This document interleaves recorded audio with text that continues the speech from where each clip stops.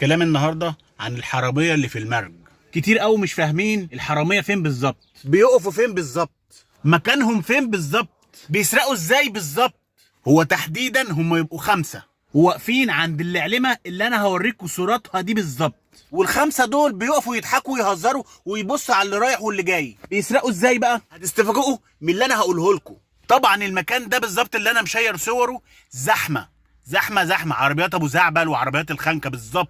اول ما الناس بتلاقي العربيه جايه 50 واحد بيقف قدام العربيه. الخمسه 6 دول هيخشوا بالرغم اللي هم عايزين ايه يركبوا. يا عم ما علينا. وبعدين الخمسه 6 دول بيعملوا دايره على الشخص اللي عليه العين، اللي منمرين يعني اللي هم يسرقوه، وفي الاخر يزنقوا بعضهم كلهم هم الخمسه ويسحبوا التليفون بسلاسه وحنيه، من جيب جنبي، من جيب خلفي، من شنطه. والله العظيم يصعب عليك البني ادم لما يعيط كده بالدموع، راجل كبير ولا ست كبيره ولا بنت، عشان هم تعبانين وجايبين التليفون ده بطلوع الروح، وممكن كمان بالقسط، وممكن ما يكونش دافعين فلوس اساسا ولسه عايزين يدفعوا فلوس، ويسرق منهم واللي يغمى عليه واللي يعيط. ناس بقى تعمل ايه لما يسرق منها التليفون؟ اول حاجه يعملوها ياخدوا اي تليفون يرنوا على الرقم بتاعه. الخمسه 6 اللي انا قلت عليهم اللي واقفين عند العلمه اللي واقفين بيضحكوا ويهزروا، كل واحد يشوفهم ويخلي باله منهم. لما التليفون يرن واحد منهم بيرد من غير ما انت تشوفه، يقول لك انا في الحته الفلانيه. طبعا انت عبيط وهتفهم اللي هو بيقولك في الحته الفلانيه على اساس اللي هو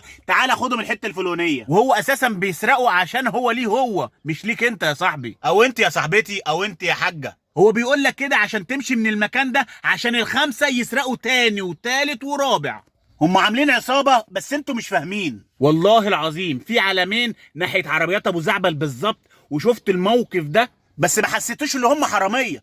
انا بقى وقفت كذا مره الساعه 10 بالليل والساعه 9 بالظبط، لما لقيتهم عملوا الحركه دي وبيضحكوا وبيهزروا وبيعملوا حاجات قله ادب كده، قلت الناس دي مش مظبوطه. انا حقيقة اركب عربيات الخنكه او ابو زعبل عشان اروح، بس انا عشان ما بحبش الزحمه وما بحبش اشرق نفسي كده في الزحمه، وقفت بعيد جنب العلمه، لقيتهم بيضحكوا ويهزروا. وفجاه اول ما لقيت الناس زحمت على عربيه واحده لقيتهم كلهم منمرين على حد معين، بس لما لقيت العربيه حملت والتاني عمال يحط ايده على جيوبه استفاجئ اللي هو اتسرق، يقلب في العربيه يمين وشمال، يرن ما يردش، وبعد ما رد يقول لي انا في الحته الفلانيه. طبعا استعجل وراح في الحته الفلانيه، هو اساسا في المرج واقف في المرج وبيتفرج عليك. عشان احنا عبط بنصدق اي حاجه في اي حاجه. واحد سرق منك التليفون هيرجعوا لك بذكاوتك يعني. انا بنصح كل واحد عند عربيات ابو زعبل، عربيات ابو زعبل اللي عندها العلمين، صور دلوقتي هتبان ليكوا انتوا، يا رب تفهموني. يحذر الزحمه، امسك تليفونك بايدك واسنانك، او شنطتك او شنطتك يا حاجه. والله الناس دول ما عندهمش رحمه، ما يعرفوش انت جبت الجنيه ازاي. دول حراميه بيسرقوا عشان الكيف، بيسرقوا عشان يمشي حياتهم، واحنا يا غلبانين ممكن نشتغل 3 اشهر عشان نجيب عده تليفون، ويا رب يكون عده عاديه، ده عده كده تمشي حالنا.